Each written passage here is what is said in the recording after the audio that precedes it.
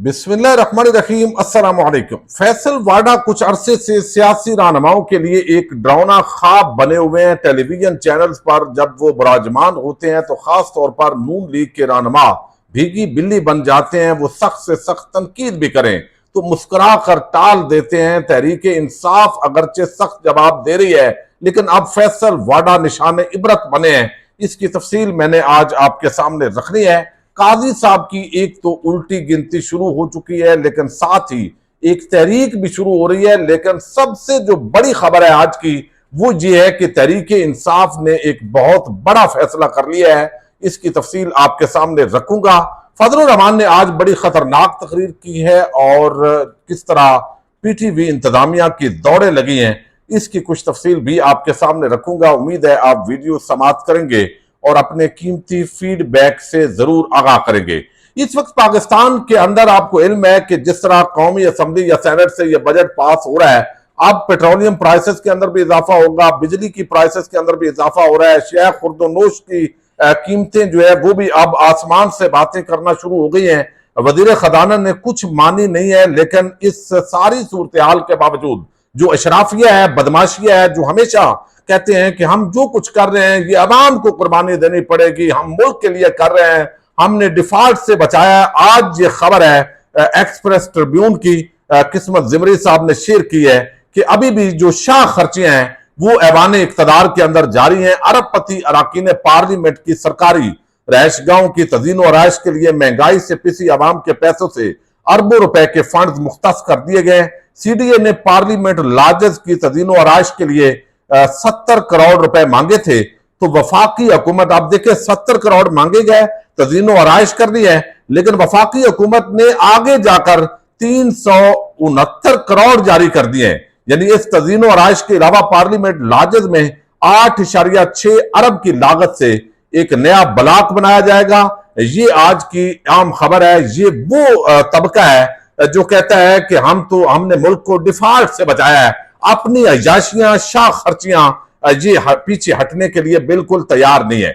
आज जो फजलुर रहमान ने गुफ्तगू की है, ये एक इसकी वजह मैं आपको बता देता हूं। आपने देखा है कि दूसरी तरफ जो ANP के रहनुमा है वो भी बड़ी सख्त तकरीरें करते हैं, तो उनको शायद एक इसका ये भी इम्पैक्ट है कि शायद इनको ये लगता है, चूंकि इमरान खान का एंटी एस्टेब्लिशमेंट बयानिया था जिसकी वजह से वो कामयाब हुए, अवाम उनके साथ हुई, और हम जो है प्रो एस्टेब्लिशमेंट से और हम जाके उनकी गोद में बैठे, जिसकी वजह से इलेक्शन के अंदर हमें शिकस्त हुई, तो हमें भी एंटी एस्टेब्लिशमेंट बयानिए की तरफ जाएंगे तो फिर ही फायदा होगा। ये एक तरह की सियासत भी हो सकती है, लेकिन बहरहाल उन्होंने जो गुफ्तगू की है वो बड़ी अहमियत की अमल है। और आज जो पीटीवी है उसने बार बार कट किया है, लेकिन फजलुर रहमान की गुफ्तगू इतनी तकड़ी थी कि बिल आखिर वो जो उनकी गुफ्तगू थी वो उनको काटनी पड़ी है और ब्रेक ही लेनी पड़ी है। फजलुर रहमान ने एक तो आज एस्टैब्लिशमेंट को जिस तरह ललकारा है, उन्होंने कहा कि मुल्क से वफादारी और हुब्बुल वतनी के दावे पर आप कब्जा कर लेते हैं, यानी एस्टैब्लिशमेंट की तरफ वो बात कर रहे हैं। आपसे कोई इख्तलाफ करे तो वो मुल्क दुश्मन है, ये आप इस तरीके का माहौल बनाते हैं। बड़े अदब एहतराम के साथ कहना चाहता हूं, वजीर आजम और आर्मी चीफ चीन गए, बड़ी मेहनत की, लेकिन सफारती सतह पर हमारे वजीर आजम कामयाब होकर नहीं आए। चीनी मेहमान यहां आया, उसने एक जुमले में जवाब दिया, पाकिस्तान में अब भी सियासी जो है वो इस्तेकाम नहीं है। ये एक बात तो उन्होंने की है, लेकिन खास तौर पर जो पीटीवी का यूट्यूब चैनल था वहां मैंने आपको बताया कि आवाज बंद की जाती रही और फिर लाइव स्ट्रीमिंग भी बंद कर दी गई। तो उस वक्त जो खतरनाक बात की है फजलुर रहमान ने, और जिसका अब इन कैमरा शायद जो हमारी फौज है वो जवाब देगी, इंटेलिजेंस एजेंसी जवाब देगी। और ये बात बहुत पहले मुराद सईद उस वक्त करते थे, तहरीक इंसाफ के कई लोगों ने ये बात की, लेकिन उस वक्त राना सनाउल्लाह जैसे और निगरान हुकूमत के जो गुमाश्ते बैठे हुए थे वो इसका डिनाय जो है वो करते थे, इस तरह का वो एक्सप्रेशन देते थे जैसे ये कोई मसला ही नहीं है।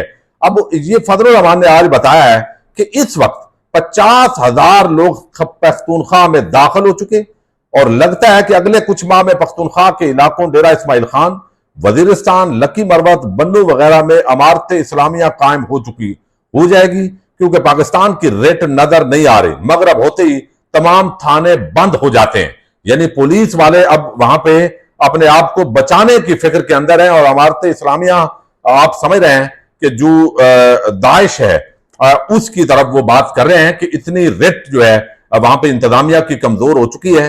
अब इस माहौल के अंदर जो है ये सारी सूरत हाल जो है वो देखने की जरूरत है। अच्छा, अब एक बात और बड़ी आम है जो आज हमने देखा कि काजी साहब जो है, एक तो आज तहरीक इंसाफ के जो वकला हैं और पंजाब असम्बली के मेंबरान, उन्होंने लाहौर के अंदर पंजाब असम्बली और पंजाब असम्बली से फिर हाई कोर्ट तक जो है वो मार्च किया है। सैकड़ों लोग थे, हजारों, और बड़ा जबरदस्त तरीके से इमरान खान की रिहाई की जो तहरीक है उसका अगला जो फेज है वो शुरू हुआ है। पहले तो गिरफ्तारियां हो जाती थी, लेकिन आज चूंकि वकला थे, अरकान असम्बली थे, तो इतनी बड़ी तादाद के लिए जो है वो सिक्योरिटी का बंदोबस्त किया गया, लेकिन उनकी गिरफ्तारी नहीं हुई। कई जगह पर नोक जोक हुई, लेकिन फिर एक सेमिनार था, वहां पर जो है वो आज बैरिस्टर गौर, वकास अकरम और दीगर जो रहनुमा थे उन्होंने गुफ्तगू की, और वहां पे बल्कि लतीफ खोसा ने बड़ा जबरदस्त तरीके से गुफ्तगू की और बताया गया कि बोगस मुकदमात और जिस तरह ये हुकूमती वजीर लगे हुए हैं, इसका मतलब है कि इमरान खान से ये जंग तो हार चुके हैं कानून के मुताबिक, और ये अदलिया का बहुत बड़ा मजाक है और बेतौकीरी है कि यानी केस कोई नहीं है, लेकिन हम इधर उधर से केस ढूंढ के भी इमरान खान पर डालेंगे, क्योंकि इमरान खान अगर बाहर आ गया तो हम नहीं बचेंगे। ये वो खौफ है जो इस वक्त इन हुकूमतों को जो है वो परेशान किए हुए है, पंजाब हुकूमत हो या वफाकी हुकूमत हो। अच्छा, एक तो ये जो तहरीक है ये शुरू हो रही है, लेकिन सबसे जो बड़ी बात है, चूंकि मखसूस नशिस्तों का जो केस है वो इस वक्त सुप्रीम कोर्ट ऑफ पाकिस्तान के अंदर उसकी समाअत हो रही है।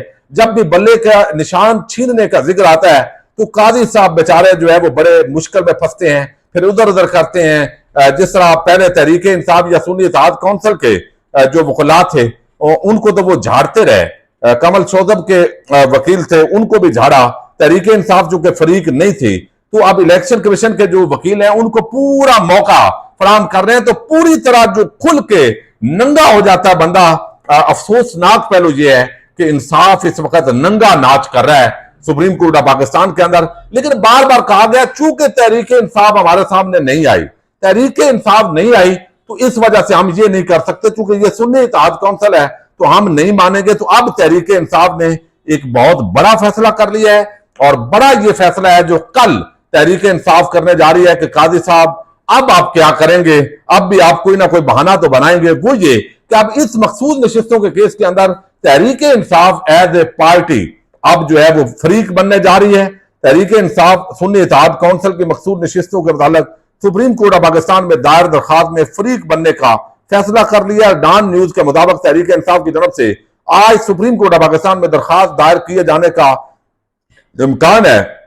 लीगल टीम और बाद सीनियर अरकान ने क़यादत को केस में पार्टी बनने की दरखास्त की थी, तो आज मुमकिन है जब तक ये वीडियो पब्लिक हो, ये खबर ब्रेक हो चुकी हो कि तहरीक इंसाफ इस केस के अंदर फरीक बन गया। तो अब जब फरीक बन जाएगी तो कल जो केस है वो एक नया रुख अख्तियार कर जाएगा, और उसके अंदर तहरीक इंसाफ का जो वकील है वो भी अब अपने जो दलाइल है वो देगा और बताएगा कि ठीक है भाई, अगर सुन्नी इत्तेहाद काउंसिल ठीक नहीं है तो तहरीक इंसाफ तो इधर है ना जी, इसको तो आप ये सारी जो है वो दें ताकि किसी तरीके से नशिस्तें वापस मिले। आप देखते हैं उसमें जो काजी साहब हैं वो क्या करते हैं। दूसरी जो आज बड़ी डेवलपमेंट हुई है वो ये कि आपको इल्म है कि फैसल वाडा इस वक्त एक बड़े तकड़े आदमी है।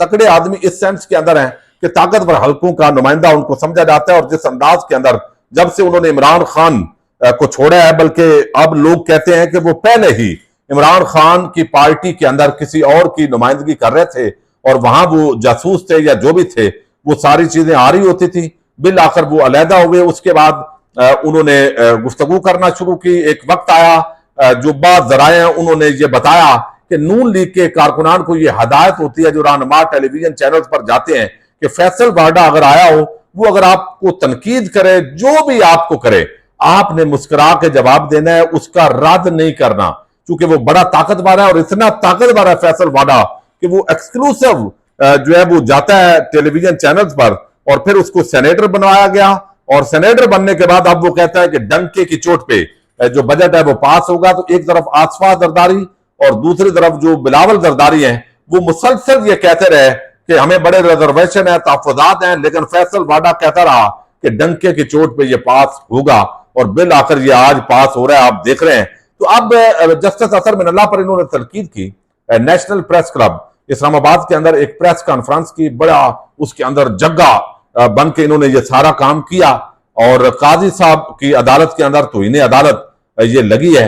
अब काजी साहब भी फंसे हुए हैं, या तो काजी साहब को सेफ साइड दी गई है, चूंकि सजा वो दे नहीं सकते, बड़ा मुश्किल है, चूंकि एक ही पार्टी के कारकुन समझा जाता है बदकिस्मती से उनको। तो अब इस मामले के अंदर जो है वो आज जो है वो मुस्तफा कमाल पर भी तौहीन अदालत की कार्रवाई सुप्रीम कोर्ट ऑफ पाकिस्तान में चल रही थी, और अब जो है इस मामले के अंदर कहा गया है कि जो काजी साहब हैं वो अब यहां से भी जो है वो उन्होंने गैर मशरूत माफी मांगी है जी। गर्दन के अंदर जो सरिया था और बता रहे थे कि हाँ हम फुटबॉल बनाएंगे, पगड़ियां उछालेंगे, जो हमारी पगड़ी उछालेगा हम फुटबॉल बनाएंगे उसकी पगड़ियों को। तो ये एक खुले जारहाना किस्म की गुफ्तगू थी। भाई आपका ना लेना देना, आप सेनेट के अंदर जिस तरह भी आ गए हैं तो आप मामे लगते हैं। बात तो ये है कि अगर कोई सुप्रीम कोर्ट का जज बात कर रहा है तो प्रॉपर तरीके से किसी के खिलाफ रिजर्वेशन हैं तो वो अदालत के अंदर हर इदारा अपना तहफ़्फ़ुज़ कर सकता है। बहरहाल फिर उनको मशवरा दिया गया या तो काजी साहब को सेफ साइड दें, तो कहा गया है कि अब उन्होंने गैर मशरूत माफी मांगी है। अदलिया का मुकम्मल एहतराम करता हूं, यह जवाब में कहा गया है। 5 जून की अदालती कार्रवाई के बाद मदबी स्कॉलर से मुलाकात की, उनसे पूछा कि एक सेनेटर का किरदार क्या होना चाहिए। मुझे राय दी गई कि इंसाफ के साथ खड़े रहना चाहिए।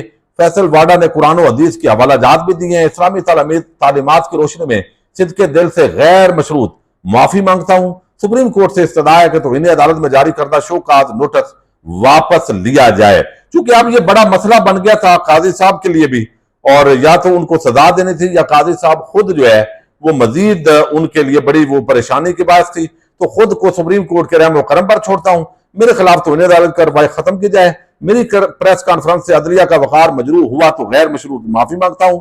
मेरी प्रेस कॉन्फ्रेंस का मकसद अदलिया की तौहीन नहीं था। फैसल वाडा के जवाब में कुरान और हदीस की हवालाजात भी हैं। माफी बड़ी अल्लाह को पसंद है जी, तो लिहाजा ये शोकाज नोटिस वापस करें और मुझे माफी दे दें। तो ये इस वक्त जो है वो माफी तलाफी उन्होंने मांग ली है। ये फैसल वाडा है जी। अब इनको किसने कहा है माफी मांगे, ये सारी चीज है। तो पहले वो कहते हैं पहले तोलो फिर बोलो, तो ये अगर होता तो ज्यादा मुनासिब होता। पाकिस्तान जिंदाबाद, पाक फौज पाइंदाबाद।